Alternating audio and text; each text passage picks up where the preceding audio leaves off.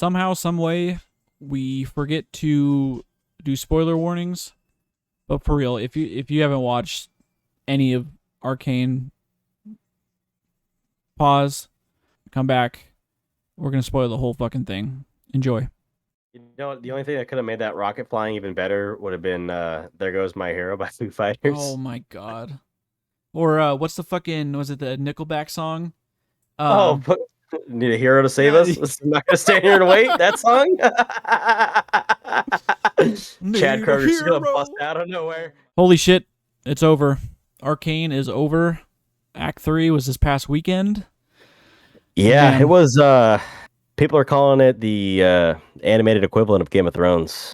No, we'll get that. I said we got gotted. That was a double entendre. That's all I'm saying, but it's good. Really quick, before we get into talking about what happened, we had a few things to go over from our poll and questions, etc. I just wanted to shoot back really quick on our Act 1 episode for Arcane. We had asked the question, what was your favorite part from Act 1? And Pablo de Leon commented and said, my favorite moments was Vander's death. Little do you know, he is not dead, my friends. He is not dead. That was rude. But hey. I mean, it was a pretty fucking epic moment. Him, like, coming back and getting juiced up. It was pretty epic. Yeah. I mean, it was epic. It was gnarly. It was epic. It was cool. It was kind of everything I think we wanted it to be. I mean, I guess you can say you won't see the last of him, but he's going to be a completely different... He's not Vander no more. Yeah, man. So, thank you for that comment. Let's go back here. So, we had on our episode, or Arcane Act 2 episode, first of all, we'll go over the poll. And our poll was, what do you want or think will appear? Who do you want or think will appear in Act 3? And first of all, I want to say thank you for the 34 people that voted. It's a lot. That's actually really a lot. Thank you. To be fair, it was multiple choice, so people may have double dipped in their voting. That's okay. You were allowed to vote more than once. So let's go down the list here. Urgot had 18%. I really was pulling for Urgot to show up. You really wanted Urgot to show up, I know. I really wanted Jin to show up. So Urgot was 18%. The best part is all these people that were listing got a vote. Urgot was really 18%. Swain with 9%. Swain, that was just like the other possible Noxian that could show up based on all the trailers. That kind of came from the preview and the fact that there's crows all the time, which tells me that in season 2 coming. We're probably going to see Swain, because there's every episode has crows in it. Even the when they released that Avatar creator, you could pick crows to be on your shoulder. Yeah, Swain he's coming. He's coming. So Swain was 9%. Blitzcrank was 15%. I was hoping, and I was pretty sure that we were going to see Blitzcrank, but I guess we're not there yet in the Victor story. 6% was Ziggs. Ziggs would have been interesting, and I know we were talking about, I guess we're already getting into spoilers, but we were talking about when Heimerdinger is kind of exiled. We're like, oh, I wonder if he's going to hit up his boy. But they're not necessarily boys, because Heimerdinger doesn't like the fact that he uses explosives, but they're Yordles, and it would have been cool to see two Yordles, two Yordle characters that are in the game. But maybe we're not there yet for Ziggs either, because they just barely made the Hextech weapons. So he's probably coming. I wouldn't be surprised if he was in the next. I would say if he doesn't show up, I'd be very surprised. Because he kind of plays as like Heimerdinger's like nemesis, not nemesis, but like his kind of like his. Yeah, he's kind of a rival. He's kind of a rival, yeah. Because he's like a Jinx crossed with a Heimerdinger. Sure, he's fucking crazy. And here at your favorite vote at 12%, Jin.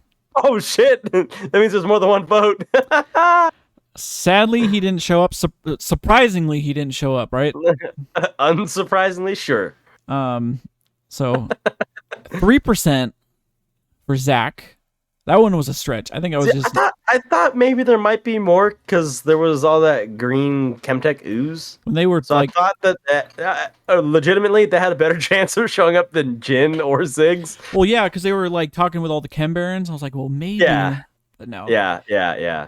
And then the highest voted, which we sort of got, but not really. We saw him at the end. Warwick. Weight Watchers. 38%. That fucking scene, that little clip, it shows Singe like looking at his locket, like a little locket. I had to look that up, but apparently he's trying to revive his daughter. Okay. And you see Warwick. It was the same image. I don't know if for all those that remember the Warwick when he got reworked release, it's kind of like the same photo. It showed him like kind of like up on like hanging like. Yeah. He's being like built, but So yeah, Warwick technically showed up. Just a little teaser. I see the photo, the release photo. You saw that where he's kind of like you can see a silhouette or whatever. Yeah. And then I don't know if you watched they had their little teaser for season 2. Did you watch that? I did not watch the teaser. So it's just a simple like an Arcane logo. It's like 30 seconds, and you hear new voice lines. And at the very end, you hear the Warwick howl and the blood scent like sound. Oh shit! So oh shit! That's for sure he's gonna come. Yeah. And then our question for that episode was, if there was a champion you wanted to show up that wasn't listed, posted here. And Rayanne wanted to see another Yordle. Sadly, Ziggs probably would have been the best candidate. Oh, actually, hold on, time out. We saw Yordle, that little Chem Baron dude. I think she means champion. I know, I'm just being fucking stupid. I mean, technically, we saw the Hordle, and we saw that Yordle, the Chem Baron. Oh, Hordle. The Hordle. Oh. Okay. I see you. We did see her. We saw Yordles. And then we saw that dude look like an overgrown Yordle. Oh my god, he looked like a bat. All right, anyway, so... Yeah. Why did he have plugs in his ears? Right? So, hello? Appreciate everyone that was participating. Really quick, I also want to mention before we ask this episode's question, or let you guys know, we had our patch rundown the other day, and there's still a poll on there. Yes. And it is simply, what was your rank at the end of season 11? So you can go ahead and vote on that. I won't go over what we're looking at already, the result wise, because it's still going on. And then our question was, what do you think is the most broken addition or change that came to preseason? There's a lot of shit, but yeah, there's a ton of shit, and I will give my answer to that question. From my experiences playing just a few games, even Shroud seems busted. Even Shroud seems mega busted if you play any sort of immobilizing champion, especially an immobilizing tank. That item is mega dumb. The 12% extra damage, I implore you to use the fuck out of that thing before they nerf it, and I guarantee you a nerf's coming. I won't be surprised if it goes down to 8%. That shit is insane. But this is an episode about the items. This is an episode about the show, and I've got a question for you guys for this episode. I know it's weird. We're throwing the question out first. That's because we actually had one before the episode. Right. Or Tyler did. Who or what do you want to see in season 2? Is there a region you want to see? Is there a champion or a group of champions you want to see? That's it. Who or what do you want to see in season 2? And don't say Noxus. We already know Noxus is coming. Oh yeah, they're getting involved. So, all right, let's fucking get into it. And I want to start with that ending. Because Tyler and I, he came over and we watched it, and I think at the moment, looked at each other. Yeah, it was I kind of in the brief like moments after witnessing what happened. Of course, it shows Jinx like going full like Powder dies because she had the whole thing with like she had the 2 chairs and she was like asking Vi to choose, and then it just kind of happened where she chose for herself. Picked her own chair, pretty much, yeah. And Jinx is like fully unleashed, and she launched the Super Mega Death Rocket at the building. I also, unless it's a new thing, she put the like gemstone in there, and I never in the game, I never thought of like her rockets involving hex tech. So I was like, okay. Neither did I, so that's got to be a new thing for sure. It was a super like well, obviously it's animated, but it was a super like anime like blast. It like kind of like a Dragon Ball Z like energy blast. It kind of looked like that, but it was so I fucking was just sick. very stoked. I was very stoked to see a Mega Death rocket, Oh and yeah. I was also very stoked to see Fishbones. I think I was saying, I'm like, if she doesn't fucking have Fishbones in this episode, I'm gonna be, or in this act, I'm gonna be mad. And so I was stoked because she used the hell out of Zap and she used the hell out of Pow Pow. Like, bro, where is Fishbone? Even the Chomps got used. It's like, bro, you need to complete it with Fishbones. Give me Fishbones or give me death. I guess I don't know. So the ending, my immediate reaction was like, oh fuck. But I think the more I thought about it, I'm like, okay, they're gonna do season 2. Yeah, And there's no way they could have wrapped up every single story they had going on in 9 episodes. There's just no fucking way. that's why it ends in a It perceived explosion. it Perceived, and and it should. it was the most, and I said this to Rain earlier, it was the most bittersweet ending that you could have had. It was so like, I'm just thinking about it, and I watched that end scene too. Like it's like, oh my god, like you see Mel and the other counselors are like, okay, maybe we don't need to go to war with Zon, or we're gonna give them this nation of Zon to be a little bit more for diplomacy, and instead of just fucking being at war all the time. But then as soon as they vote on it, the fucking rocket is coming through the building. Yep. And but then they did get a little bit of I don't know, I wouldn't call it justice, but Silco's gone. And that's dude, what Piltover needed. Piltover needed Silco to be gone. And B, the story needed Silco to be gone. Because now it should be Singe taking over Zon and really bring it to what it is. with Silco dying, dude. Okay, I'll go back to that. That part was. I feel like, I mean, I see a lot of people talking about that scene where where Jinx goes berserk. I don't want to say she accidentally shoots, because it looked like she deliberately shot him. You shooted him, sure. Because she thought that she obviously knew what he was doing, and Jace had proposed like, oh, we want Jinx in like as a trade, and that's what she thought. No, and that was probably one of the saddest moments in that show. When he looked at her and he said he would have never traded her. I don't know if he said he loved her, but he said she was perfect. He was like, "You're perfect," and I was like, "Dude." Every single character in this show, and this is another thing that I fucking loved, is not one person is good or bad. They both have traits, valid reasons. They're all valid reasons, very complex. Exactly, that's what I like. They're not but good nor bad. Let's not forget Silco is the reason that Vander's dead. True. Let's not forget Silco is really the reason that their original parents are dead. So let's not leave that. I don't think that was ever established. That Vi and Jinx's parents. Oh, I'm sure he probably had a hand in that. I know for in game lore, obviously they can change whatever the fuck they want for this show, but it is hinted at that Camille killed their parents with a few, like, they have weird voice line interactions that are like kind of allude to that. I don't know. I just know because the whole reason Silco did what he did and he killed Vander is because he figured he turned too soft, and he wanted Zon to be Zon, and he knew that Piltover was never going to do that, which is a weird thing to think about because they literally voted on agreeing to that. So but he don't trust them. The same way they don't trust him, he don't trust them, which I think is fair because the respect or lack thereof seemed very, very mutual. But yeah, I mean, the story needed the council to die, and the story needed Silco to die. So we don't know for sure how many people are going to die in that council. If it follows to the lore, it needs most of the council to die. Basically, the council needs to be brought down. I'd be surprised if Mel dies. I think she played. She might not die, but the council ain't coming back. Yeah, it's gonna plunge into like chaos. Piltover's gonna go into chaos. Yep. Yeah, Got you your just sheriff see in it. town.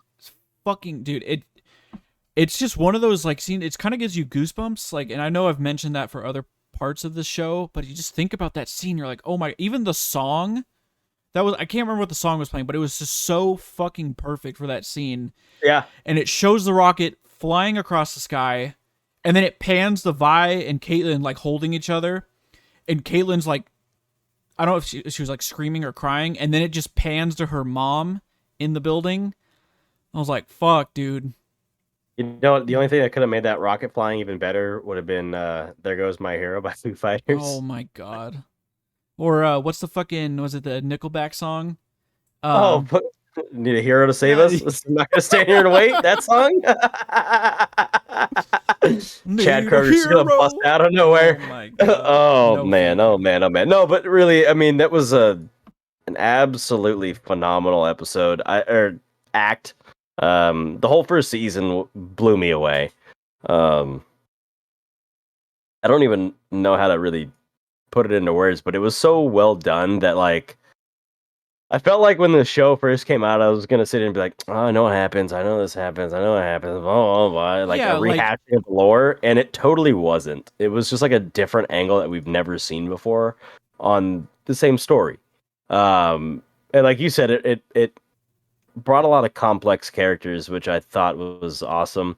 Like you said, no one's good or bad. I mean, look at Jace. Like Jace, what the fuck are you doing, Jace dude? just doesn't know what he's like. I The only wish. person that really felt pure of heart was Heimerdinger, and then he goes down to the end, and he's got to make his turrets. So, um, obviously, when Jace fucks Heimerdinger, it's the catalyst to get Heimerdinger to start exploring into Hextech, and he's got to make the grenade, he's got to make the turrets, he's got to make the rockets. Um, so I wonder if I don't know enough of the lore between him and Ziggs, but I wonder if they have a little bit of a crossover. I know that he dislikes Ziggs because Ziggs kind of goes crazy, but I wonder if they'll introduce a crossover of them creating explosives and things of that nature. I just want to, while we're talking about, like you mentioned Jace, and a lot of the time I didn't. They did a good job of making me like not like him, but then it kind of gave him. Obviously, he was like the newest member of the council, and he was super inexperienced with politics. He just kind of got thrown into that shit. It's if Anakin Skywalker was allowed to be part of the Jedi Council. It was, it's cool to see him like struggle, like going back and forth with what he wants to do. Like Yeah, when Vi and Kate go to the council and they're talking about it, and they're just like, no, we can't go to war, and Jace is like, no, we need to do this. There's people down there that want to like kill us. And then Vi's like on the same page as him. She already knows. She's ready to fucking go to war. And then they go down to the like refinery or whatever, and they start beating the shit. Those turbo chem tanks were the fucking one of the best parts of that show. That was that so was sick pretty to see cool. that. That was Um, pretty cool. That whole sequence was really sick. That was a I'm really good set piece. really fucking butthurt they did not play Here Comes Vi. They had Yeah, they had two opportunities. They had when she went back into the bar and fought what's her name, Savika. Savika, or and when they're in the refinery and she's like scaling down the wall with the gauntlets. But nah, Yeah, it is what it is. That was a badass fucking scene. You finally get to see him whoop ass, and then that was so cool, and just the fucking the whole glove sequence or the gauntlet and the sequences hammer, dude. and the hammer. But Also, just quick side note: Savika new champ. possibly, people are thinking about that. I Anyways, carry on.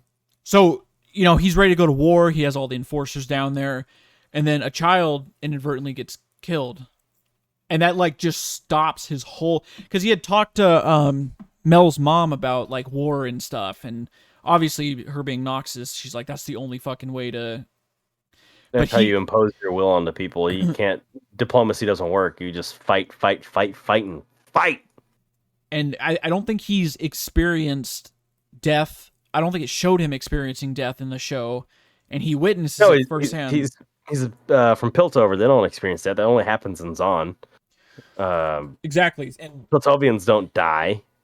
and Not in front of anybody, at least. he like immediately regrets his fucking decision. and Vi's just like, dude, what are you doing? This is gonna happen. You gotta go. We gotta stop Silco because that guy's gonna fucking murder. I think she said like thousands of other probably dying at other refineries or just from probably any other people that are taking the fucking shimmer and just getting fucked up. I felt like Silco was fucking El Chapo. I was like, I couldn't think of his fucking name. Yeah, I felt like it was El Chapo controlling people with drugs and then fucking weaponizing people and then them dying in his place and him being like the mastermind or whatever. But God, it was weird because they like painted all of Zahn as like terrorists basically.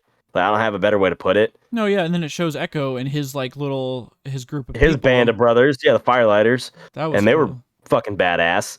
Okay, good call by me saying that was Echo, but I think we all knew that was Echo anyways. The especially really quick before we talk about the Echo and Jinx fight, Echo's hair in that obviously he has the true damage hair where it's kind of like the forward short dreads. So much better than the like mohawk. I don't. It just looks better. Reminded me of Killmonger. that too. He looked way better. It makes him look older. Yeah. It made him look more menacing too. Like he's like ready to fucking fight, dude. Like he was ready to go. Yeah. That little scene with after the Jinx and Echo fight when Heimerdinger picks up his board and he's like, "Yeah, the blades are wrong," and he's like, "No, it's because the air is heavier."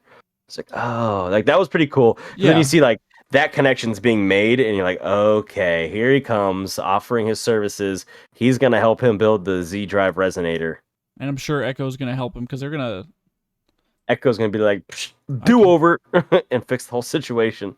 Yeah. So that Echo, that scene on the bridge where it's revealed that Marcus is like, fuck that guy. Yeah, fuck that dude. He points the gun. Puts the gun at Caitlyn, and then that's when she realizes, oh my god, this is like he's working with Silco, and then Jinx come and fucking murders all of them. Would you say he got fucked the hardest in that episode? That was one of your questions. Who's gonna get fucked by Jace this episode? That was one of the first things you asked me. Turns out Jinx was doing the fucking. It turns out Jinx fucked a lot of people. So yeah, joke is going on way too far. So they end up getting the Firefly part.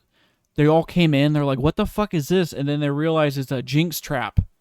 They're like mechanical like explosives. Yeah, that threw me off. That for sure threw me off. I did not realize that those were. Well, because it kept showing little fireflies with the firelights, like but they were fucking like little. Oh my god! And then exploded. They all died. Yeah, when you see when there's steampunk fireflies, like what the fuck? And then they just all boom. I was like, god damn! They need to play some POD right here. Just so then, Echo comes and he gives Vi and Caitlyn like time to escape. That like super animated. I don't even know what kind of animation that is. It was like almost. I don't want to say like it was like Crayola, and Rand just got a pentakill in her game. Hold on. I'm sorry. Crayola.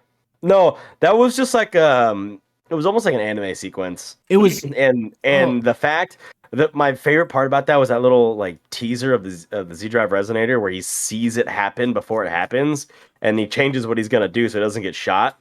That was fucking sick. Well, the other thing that is the precursor to the whole resonator, and I thought that was super awesome. I was stoked off that, to be honest. Well, what I got from that is because it kept showing flashbacks to Echo and Powder. They had done this before, like they had. That's what I was getting. So they both were probably anticipating what they were gonna do, because he gets shot and he gets back up. Jinx almost dies, but then so does Echo. Yeah, Echo almost dies. Luckily, he escapes and Dongi finds her. Bulletproof vest on and everything, and the whole sequence was again badass. That was probably one of the other best parts of that, or best moments of that series, is that just that quick. And the music it was playing, the music was off the charts in this fucking show. They nailed it on the music. Actually, Riot's been nailing music oh god, for like the past 5 6 years, ever since the first Pentakill. But even before that, when they would nail the opening like the login theme songs, I they've mean, been nailing music for years. I don't know who they have on their music team, but they're fucking killing it. And they have been, and they continue to do so. So I don't know who you got, but you better keep mhm. that composer around for a long time. What did you think of Savika? Is that how you say it? It's right, right, Yes, Savika. Vika How do you and about her blade. like? No, I was saying like her. That was interesting. It looked like a What Huntmaster's blade because it was all red and everything. Like their headmaster, not Huntmaster, headmaster. I thought it was like like heated up, like it was hot. I mean, possibly. It just reminds me of like when you're playing Caitlyn and you use the Q with the headhunter. What do I call it? Headmaster? Jesus I was Christ. gonna be like Fiora. I'm all over the place. The headhunter skin. It reminded me like when you press Q, it comes out as a red Yeah, little thing, and that's what it reminded me of. It was like that same neon red color. I don't remember if Nidalee's spear in that is red possibly. or javelin. I don't remember if Um, it's red either, but no, but I was gonna ask you, how did you feel? Because it was insinuated that she was gonna join. I don't remember what Tattoo Boy's name is, but she like oh yeah, I don't you know his didn't fucking. know what side she was on, and I don't even think Silco knew what side she was on. No, I think Silco knew. I don't I know, think but when she stood behind him and like she, swiped, yeah, but he had full trust in her. yeah, but he ducked like he's feared I for his mean, life. I feel like if a blade's coming at you, you might just duck anyways. But it felt to me like that was all part of the plan, and also that fucking Kem Baron, whatever his name was, that guy was the biggest fucking bitch. The lighter I boy. gotta say, he was a bit of a letdown to me because like I felt like you're gonna bring in this dude that looks kind of cool, interesting style look. He's got his jacket on like he's Swain. He's got tattoos everywhere, and he comes out and gets his ass whooped twice in a row. Like, what is the point of this dude? Like, he just, I don't know. I felt like the Zon Council was a little rushed. That part kind of took me out a little bit. I'm like, okay, I see. Like, here's their counter to the Piltover Council, right? They're Chem Barons and the Chem Baron Council, and they run the Undercity with drugs. Except for they don't do shit because Silco whoops all their asses in 0.2 seconds. I didn't really. I thought that part was kind of lame. I felt like they really could have done better on that or done a better job building that up. Because that dude, whatever his name was, just seemed like a I really loser. liked I it, don't know. I really liked when they first go and meet them and they bring that like gas Yeah. and he has to give all of them like a breather, but Yes, mask. Yep. he doesn't wear one because he's like I think it was insinuated that they live a bit above the toxic stuff and he's just he lives in Zon, whereas these Yes. people, so he's just like, you know, like you think you have the best interests for the Undercity, like you don't even live down there, you're not even experiencing it, and Silco obviously fucking is. Yep. um I man, that character, it kind of went a 180. I was like, okay, this guy's a bad, like he's a bad guy, blah blah blah, but like him and Mel, like my liking for those characters just totally 180 for a good reason too. Like just and also him dying also obviously played a part in fully creating Jinx. Um, so that was, it just showed his humanity, and he generally loved Sure. her as a father. For Um, sure. I was like, God, man, why? Even though he also used her all the time. I don't know. I felt like he like they like tried to pull me in to be on his side, but I was just thinking to myself, I'm like, dude's a piece of shit. I mean, Jace is and Piltovens are weary of basically a terrorist threat, which is fair, and Silco was willing to bring that. But hopefully the new regime does not once they gain their sovereignty. I don't even think there's gonna be. It's just gonna be chaos. Oh well, that's what I mean. I think it's going to devolve into chaos, but I think that the plan from Singe is not to go in by force and Are you demand that. set that Singe is gonna like lead them? I'm I pretty certain Singe is leading them. I think he's just doing his own thing. Like he's because if Noxus gets involved, I know there's stories of if Singe joining Noxus to develop like chemical weapons, and then I can't remember how many years someone did like was able to figure out the math that this was like 7 or 8 years before the Ionian invasion. Oh Jesus. Yeah, I don't know, man. There's some smart ass people out there. It's the people that don't have anything else to do with their day except for to look at this kind of shit and do this kind of math and I appreciate it because so. I will never figure No, that out. exactly. It's kind of nice because yeah, exactly. I'm not gonna take the time to do that shit, but I I don't know. think I'm pretty sure at least at the beginning, Singe starts running the place because I just don't see Singe as like a head honcho guy. I just see him keeping to himself and doing his own experiments. He does help Victor, which we can talk about that too. My boy Vic, and I'm not entirely sure what was going on with his leg and his hand. I mean, obviously, I know that he basically melded with the crystal. So that was my one other thing is obviously whatever disease he has is separate than his like limp. Are those two separate things? Because it shows him running, like his physical is fine, but then it shows him like coughing again. Like he could walk fine. Or he ran. It just seemed like there were two different things that were affecting him. That's possible. Because I know he was because they mentioned like the whatever sickness he has was by living in Zon and breathing in the toxic air.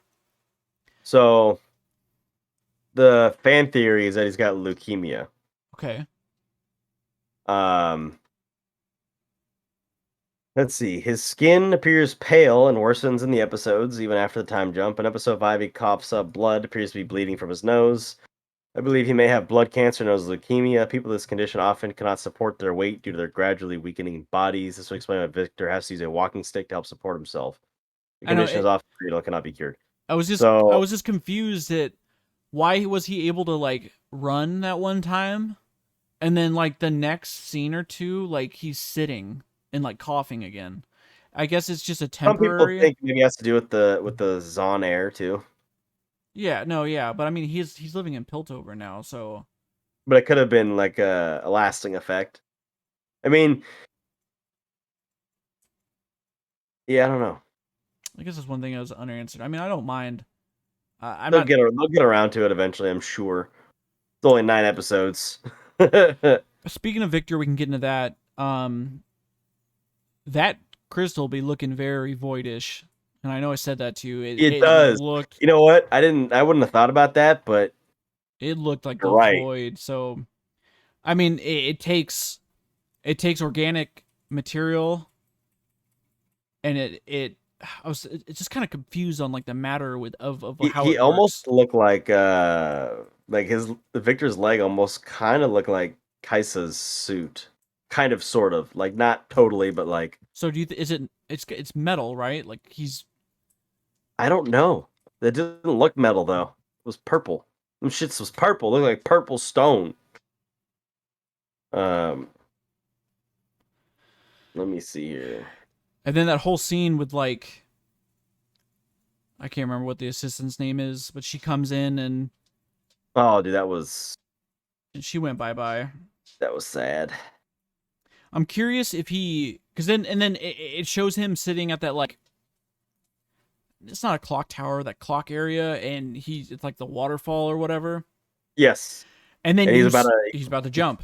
And yes. Jace, it's literally the same. It's like the same exact thing, which I thought was a really good like.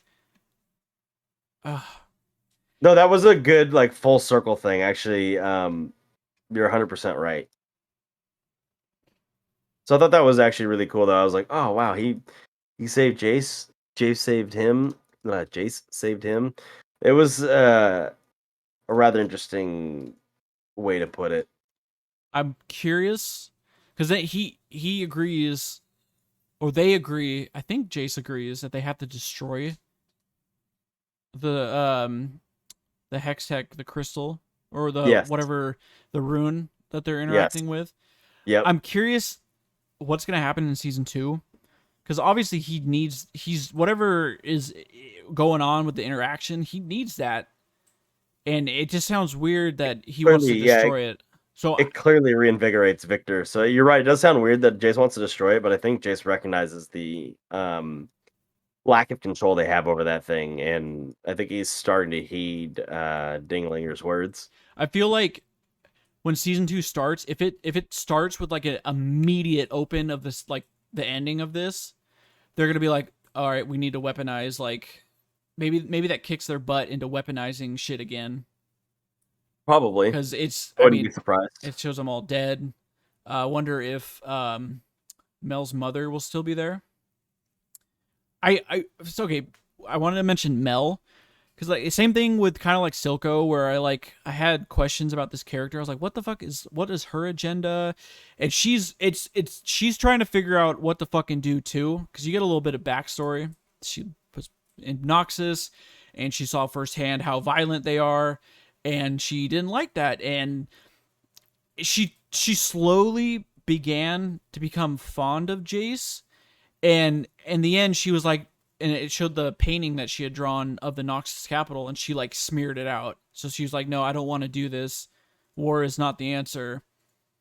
And that she votes for to have like to agree to Silco's terms about making Yes. Zaun its own independent city. I don't know, like, It was a very interesting flip flop from her and Jace, considering she's Noxian and Jace is not.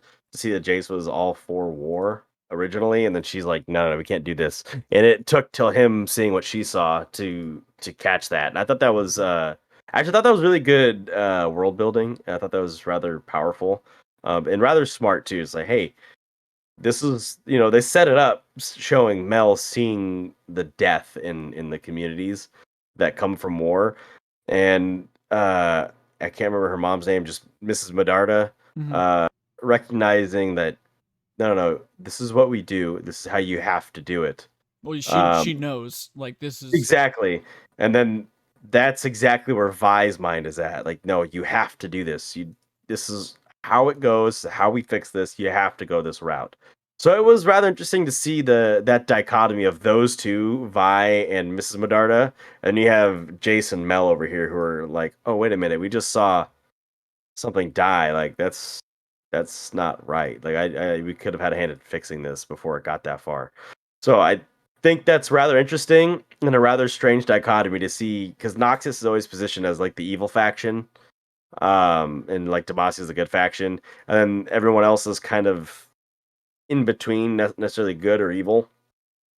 And it's interesting to see, and I think it's because they're neutral too, but to see the variety in the neutral characters and see their parallels. Yeah, it's you see their struggles, because like I Yes, said, you not one character, I guess maybe Heimerdinger, but you could argue he did some kind of things to push Jace and Victor away from him. But they both had their issues on both sides, and they were neither good nor bad, even regardless of what their intentions were. yeah, Um, because even with Caitlyn, where it's like, oh, she's an enforcer, but she's breaking the law in to do, to search for the truth. to do what she thinks is right for sure. Man, I really wanted them to kiss, but I Okay, mean, Mike Tyson. but no, it was fine. Kiss, I thought about kiss. it more. I'm like, no, they don't need to get to that. They just had like a super, like when they were at her house and they were talking on the bed, it was like a super intimate, like, connecting part. And you can't tell me they're not going to be a couple, or like a, So I they're for think sure. I don't know if there's been gameplay line updates as part of Caitlyn's voice update, but I have been seeing people mention that like it's for sure they're for I sure a think in thing. Legends of Runeterra, the card game, those Oh, cards have a okay, lot of interactions like that. okay. And then also Yeah, Jinx. I did see people saying like confirmed. Dude, the part where Jinx brought out the platter, and I can't believe I even thought that her head was gonna be there. I'm like, no, oh my, really? I know. Holy, I was like, I don't think her head's gonna be there, but what if her head's there? I was like, what the fuck? That was intense, I would have, dude. I don't know, I would have lost my mind.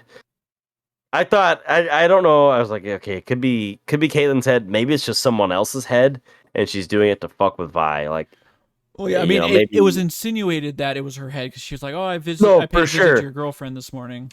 for sure. But I thought like when she lifted it up, I'm like, maybe it'll be someone else's head. Nope, Like, oh, like she's next, sort of thing. But no, it was a cupcake. I know that was good too. That was good too. I'm like, oh, Yordle Snap Trap. Any one of those cupcakes? Man, I'm just quickly looking at the subreddit of one of the topics, and there was one quote, and I believe it was Victor who said it. Let me see if I can find it. It was like in the pursuit. Where the fuck is it? I'll edit this. Hold on, I'm looking for this. I just sent you a link for another interesting kind of theory on. And actually, what I should do is share the actual fucking comment that I think you'll like. So, okay, the quote which Victor said is in the pursuit of great, we fail to do good. Yes, that was really good. That was actually very powerful too, I thought. But I'm reading this thought, or I guess fan theory on Reddit, and it's about Victor and the Hextech crystal, I guess. The rune? And it says, so they're trying to predict how it goes, and it says the Void tries manipulating Victor's emotional mind. Victor realizes that emotions are a vulnerability. Victor removes his emotions, allowing his rational mind to dominate. Victor uses the Void as a tool to aid in his glorious evolution, mixing Singe's Void plant-based chemtech with his own adaptive hex core hextech to create the perfect upgraded life forms. So that's what I'd love to see. A potential connection between Victor and the Void is definitely not something I expected, but it'd be awesome if the story can do it right. It seems like a lot of people are thinking that hex core is now the Void, like you said. It had that, like, I don't know how to describe, like, the stringiness to it. You know what I mean? No, yeah. Like, I guess that's what makes it organic. Like, it has that, like, fleshy, like, if you were just to tear, like, a piece of saran wrap and, like, just see what's left, like, that's, I don't know, that's the best way I can describe it. And so when you said that too, I wasn't thinking that at all. I'm like, it just is looked this, like, shimmer tech? Like, is it pulling out the shit in his blood, and that's why it's purple and it's giving you like a shimmer style? But then you said that looks like the Void. I was like, oh fuck, you're right. So I was curious if Cassidon comes in next season too. I don't know. I'm trying to think of like Pre champions that Void Cassidon. pre-void casted. So it's interesting. Um, yeah, I don't know what else to say about Victor. I think we've exhausted Victor and Singe for the most part. This is a good quote. In the first 3 episodes, I hated Silco. Now I'm sad that Silco died. Like, what have you done with? What is this? I'm not sad about that. It's I'm like, it kind of sucks, but like, I'm like, he had to die. He was gonna destroy everybody, and that's what they're trying to avoid here. But it showed his like They his try to give us the true humanity. colors at the end, like he's not that bad. And I will say they did build that up the whole time. There was a lot of time spent trying to say that what happened. Jinx bringing it home with the Bud Light Ace though.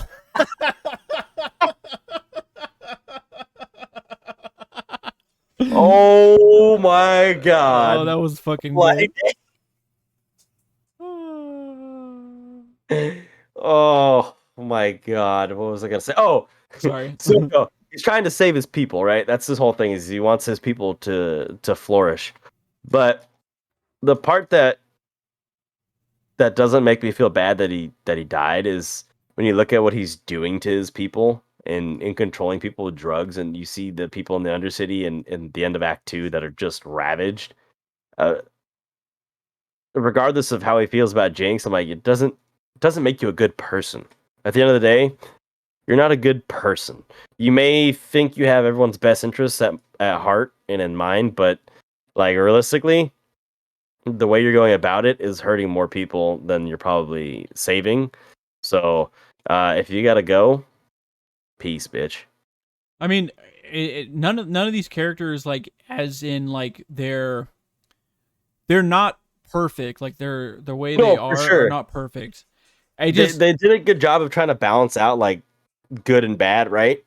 But I feel like in Silco's case, for me, the bad just totally outweighed the good.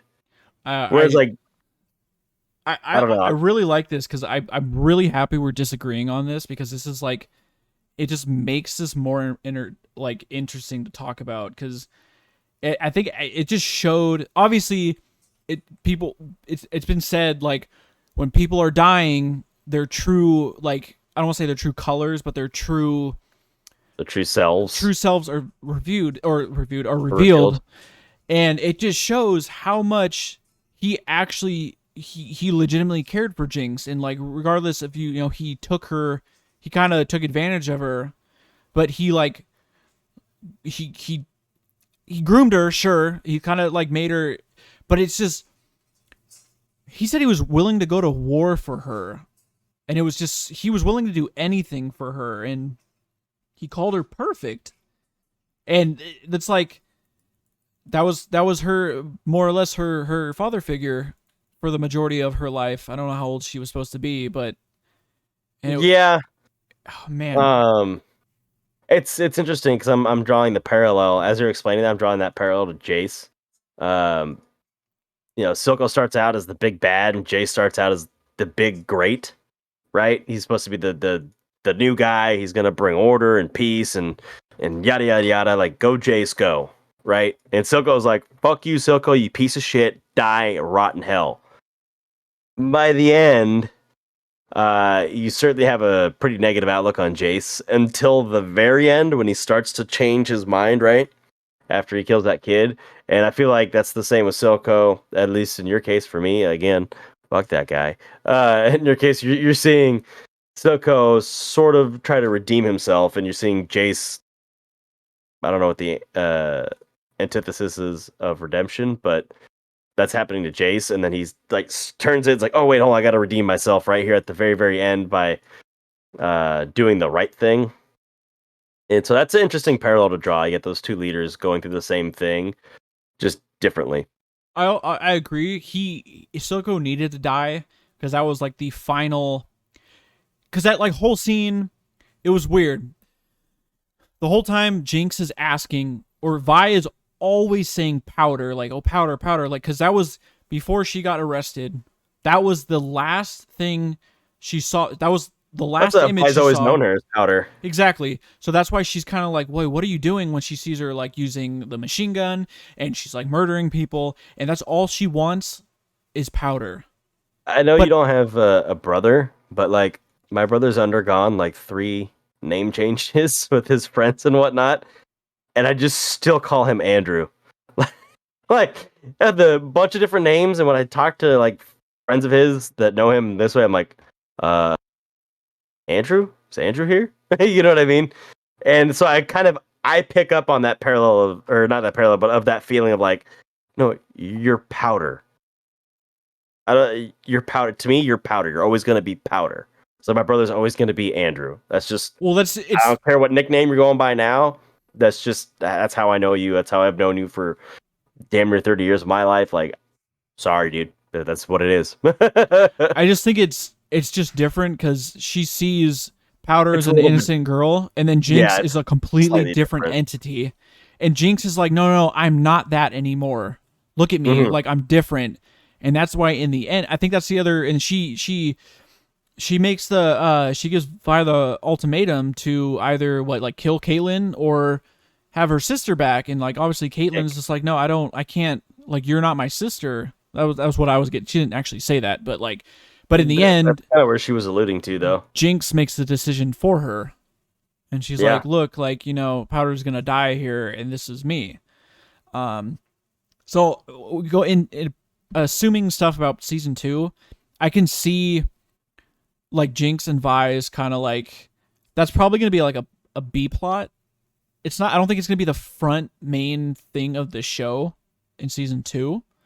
It's obviously gonna deal with their struggles, but I think that, yeah, there's gonna be bigger threats. It's gonna center more around the Hex Tech, I think, in season 2 than it is gonna center around the two main. Jinx and Vi and Caitlyn. I have a feeling if the council's like dead or destroyed, other nations, Noxus, are gonna realize, oh, this city is ungoverned. Yes. What are we gonna do? Trade hub. It's an ungoverned trade hub. They're gonna come in and there's a ton of money, assert their will. So exactly. So that's gonna be a very interesting. I can't wait, dude. It said it's not gonna come out. Possibly 2023 is season 2, which isn't bad. They can't rush this shit. Okay, so usually these shows, the first 2 seasons are pretty quick to come out, and it's always the 3rd season takes forever, right? It's not bad. 2 years. We've known about this show for 2 years. They were working on it for fucking bad, dude. They were working on it. Feels bad, 6 man. Years, but yeah, they've been working on it for a while, honestly. But we didn't know. We didn't know. So that's. We didn't know that, but we know we've been. Was it 2 years ago that they announced the whole Riot Forge thing, where they were announcing the show? They originally showed the show or the trailer. Yeah. So 2 years. So another 2 years, I think we could wait. And also, they've got more money now than did before, so they can get this stuff pumped out a little bit faster too. You know what I mean? Where in the past, it took them 6 years to get it together, develop it. But that probably also partially included a storyline for season 2. So now you've got to animate it, finish, you got to storyboard it, animate it, get the voice lines done, and then make a production out of it. And we are at the end of 2021, so it's not even 2 years. It's probably realistically like a year and a half if we're waiting to 2023. Yeah. Which isn't bad. Hopefully it's not the end of the season 2023 like they did this time, because it sucks, because I wish they would release it at the end of the season next year, because it's like a good bridge between the seasons, right? Worlds ends a week. Was it a week later? I think it was a week later after Worlds. You've got the show, right? And then you've got another game. And then they're doing other preseason stuff, and it would be great, and then obviously during the season, January through October, it's the main game, Wild Rift, TFT, Legends, etc. It's those main games. And then the end of the season comes around and you pump out the other stuff. That's a interesting way to keep people stuck on, I wouldn't say stuck on your product, but engage with your product. Engaged with your storylines. I wouldn't be surprised if they release comics. You know how they have those comics that have been releasing, or just short stories. Yeah. I wouldn't be surprised if they did that, little kind of clippets of maybe just a little extra, just in between shit that's happening or setting up. Admittedly, I haven't read enough of those to really catch on. The only one I really remember is that J4 is LeBlanc. I need to just in general read just, they always releasing short stories or updated. They do, updated and bios. I don't always catch them. They don't always tell us when they release an updated bio either. I mean, whenever I see it on Reddit, I'll peek at it, but I haven't sat down and actually read their stories. It's probably would satisfy the little itch that I want for more of this. And who knows? They could be. I mean, for example, we all knew the Rune King game was coming, and then they just fucking dropped it out of nowhere. And the Ziggs game out of nowhere that no one knew about. They could tomorrow they could announce something crazy. I don't know. That's what kind of excites me. And to wrap it up, and this is gonna sound cheesy, I think that's still why we play this game, is because there's so much they changed. We bitch about it a lot. So much. They add so much. They keep it fresh. They try to keep it as fresh as possible. Some things are kind of about, but there's just so much going on, and it's fucking great. And it's endless, and it's not stale. You know what I mean? They're always changing stuff. They're always rebalancing things. They're always intentionally unbalancing things. Um, but they keep it fresh. It never really gets stale, which is part of the success of this game. And I think it's part of the reason you have a lot of games releasing a lot of patches these days.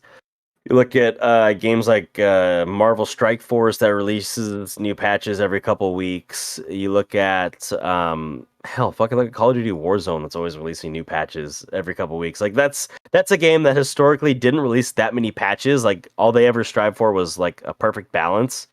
And you look at League and they always say they strive for balance, but you know damn well they don't strive for balance. They strive to disrupt things a little bit. Once the game starts to get stagnant and they find a balance, they're like, cool, how do we disrupt this? Um, and they do that partially at the beginning of or the end of every season, making a preseason where they just blow shit up and say, ha, here you go, guys. And it's like a challenge to them. It's like a new game for us. And we get a year to goof off with it and before they change some more shit. And that's what keeps the whole thing going. Like you said, that's gonna I wouldn't necessarily call it an addiction, but it's like one of those like it's endless. The possibilities are endless because they're always willing to change things. They're always willing to add, Dog, remove, think about this. We're do about whatever. to have been playing this game for 8 years, and I know I there's know. people out there that have been playing since like the open beta, but it just blows my mind because I can remember when we started playing this game, and we're just like, what the fuck is this? Yeah. Because back then, all we had really known is probably the game we played the most was like Call of Duty, like the old school Call of Duty. Yeah, that and StarCraft, but I remember I picked it up. It was like the game had just been released on Mac, and I was playing on my MacBook. That's the Oh only computer I god, had. I think that's what it was because the Mac version was even in beta, and I remember it always said beta at the bottom, and that was around the time of iBlitzcrank, and I think Corporate Mundo was around that time too. I remember Um, that. Okay, so man, yeah, that's that's how long ago it was, which is crazy to think now because it was getting rather large then. It's just interesting to have been a part of the space for about 8 years. and look where it's at. We're And finally getting being comfortable enough to talk about it in an analytical way. just I'd be surprised. I'll be upset if this show doesn't receive any awards. I don't know if like do the Dude, Oscars do animated? no, you're thinking Emmys. Okay, Emmys do have an animated um, that'll be section. fucked if they don't. I If don't know. Obviously, it's got to compete with Squid Game, which well, this apparently was is higher insane. rated than Squid Game. Yes. One of the things you have to think about though is like the fact that well, actually, it might not have to compete with Squid Game because that's technically a foreign show, so that Plus, probably it's has its not own animated. category. I don't. It's not animated. Yeah, and it probably has its own category as a foreign show. For whatever reason, that they do that shit with the categories instead of just lumping them all together, which I think they could lump them all together and then also have other pieces, but they like to just split them up. Um, but yeah, I don't know if they're. I don't know enough about the Emmys, but this definitely is award worthy for sure. Whether it be the music, the animation, the story itself. I mean, everywhere I look, this show's got at least like a 9.5 out of 10 score, which is insanely good. And it's insanely fresh for those of us who have been playing this game for 8 years or longer. So I think that's a bonus. And I think for people that don't play the game, uh, like Lacey included, she doesn't play this game, but she really, really enjoyed the show. I think that's a massive plus in their pocket to say, hey, we might have just got more gamers for our game. If not, at the very least, we got more fans. I think that'll do it though. I think we're just I about think there. that's a good spot to wrap it We, up. I just it was a really good ride. It was such a good wrap up. I can't Yeah, I wait. don't think I I've can't got wait to anything see else what they're to gonna do. say. But really quick, I want to do just to finish up to add a poll to this episode. I want to know of our listeners, were you playing League prior to this, or did you watch the show and then play League? I want to know if anybody out there that's listening to this was playing League prior or started playing League after. I think I'd be very curious to see if anybody out there is what they started, why, when, and how or why they started playing this game. So, for those of you listening or watching that do not play the game and showed up for the show, hi, thanks guys. I appreciate you guys showing up. For those of you who do play the game and watch the show, hello again. For those of you who did not watch the show and play the game, I don't know why you stuck around this far, but damn it, I appreciate the hell out of you. I know. All right, guys, that's going to do it up. I think next episode we might be talking about Rune King, possibly. We could get into that. I got some more of that to play. We also could get into our thoughts on the preseason on the first couple weeks before the patch rundown comes out next week. But guys, keep your eyes peeled. We'll have another episode coming out to you at some point this week to give you something to listen to during your hopefully you don't have insufferable families at Thanksgiving, but if you do, hopefully I have something new for you to listen to while you're there and not to listen to your families talk about things you don't want to talk about. All right, guys, you know the drill. Follow us on Spotify, YouTube, everything. Ring the bell. Send us your thoughts and say what's up. Leave comments if you have anything you want to talk about. Message, DM, follow me on TikTok. All right, guys, we'll see you next episode. Later, guys.